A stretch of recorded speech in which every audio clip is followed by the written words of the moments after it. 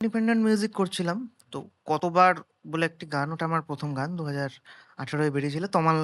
তমালকান্তি হালদারকে অনেকে চিনবেন।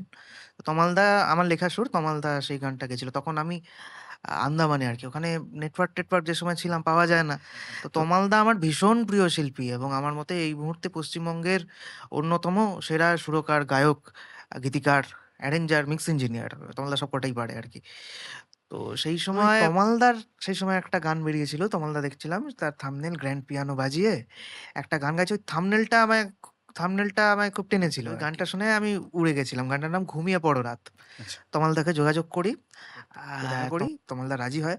তমালদা নিজেই গানটা অ্যারেঞ্জ করে। তারপর একে, একে আরো ইন্ডিপেন্ডেন্ট কাজ। জ্ঞানাদা, সৌমিক দাস, চিনবে হয়তো সামন্তক দা। হুম, হুম। সামন্তক দার সাথে 'রাজা' বলে একটি গান।